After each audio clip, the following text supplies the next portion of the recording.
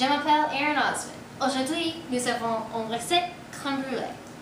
Crème brûlée is a French custard dessert, but the exact reason of origin is unknown. It is first referenced in François Massolot's cookbook from 1691. Some of the common variations of crème brûlée include the British Trinity cream from Cambridge and the Catalan dish crème catalana. So here we have our ingredients.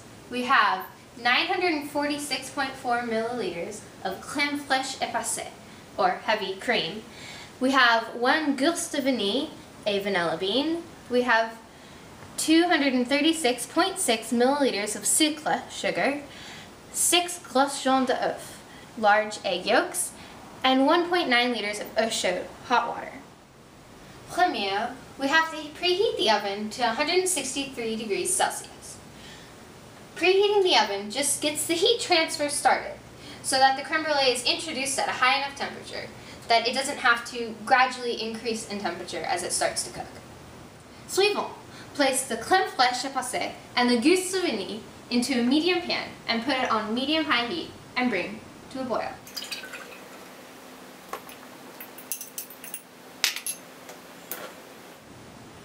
Maintenant, cream has a specific heat capacity of 0.9 kilocalories per kilogram degrees Celsius, which is less than the specific heat capacity of water.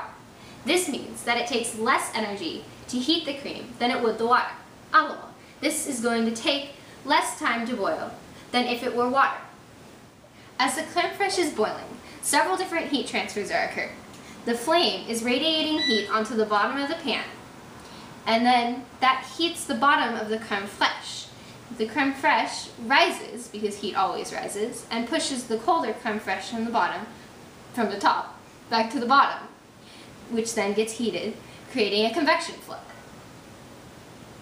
Once the crème fraîche is boiling, you're going to take the pan off the burner to stop all the heat transfers.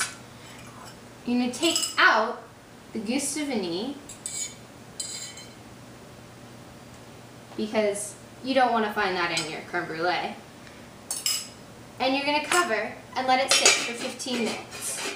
En attendant, whisk together 118.3 milliliters of sucre and set aside the rest for later. And the 6 jaunes d'œuf. As you will see, the mixture will begin to lighten in color. This will happen because the sugar is dissolving and the air from the whisking is going to come together to lighten it. Maintenant, the crème fraîche has been cooling, so it won't cook the jaunes d'œuf when mixed. You want the crème fraîche and the jaunes d'œuf to combine well, because that's what makes this a custard. Besides, no one wants scrambled eggs in their crème brûlée.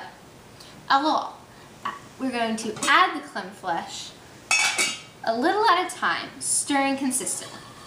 This is called tempering the jaunes d'œuf. This allows the crème fraîche to really distribute throughout, and it also helps to prevent the scrambled eggs.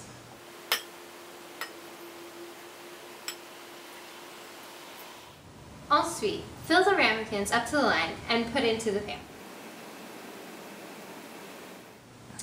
Après, pour enough eau chaude in the pan so it reaches halfway up the ramekins. This creates the bain-marie, or water bath.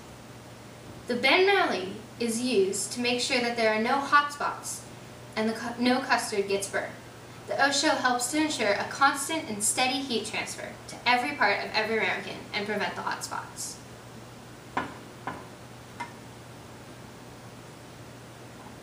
Maintenant, we must bake our custard at 163 degrees Celsius for 40 to 45 minutes. As the crème brûlée is baking, the oven has a heat source that radiates the heat into the oven. This then heats up the pan, which conducts the heat into the ramekins and cooks the custard. Maintenant, when the custard is done, remove the ramekins from the pan and refrigerate for at least 2 hours.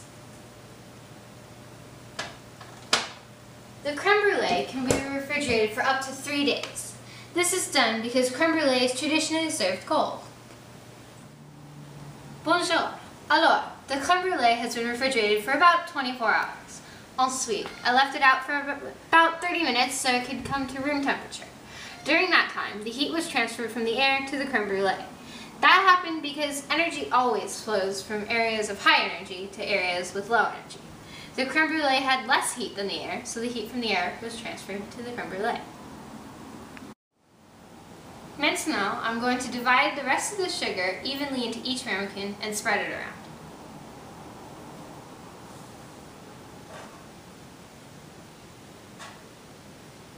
Suivant, I'm going to melt the sugar with the torch. When it is melting, a chemical reaction will occur that will caramelize the sugar.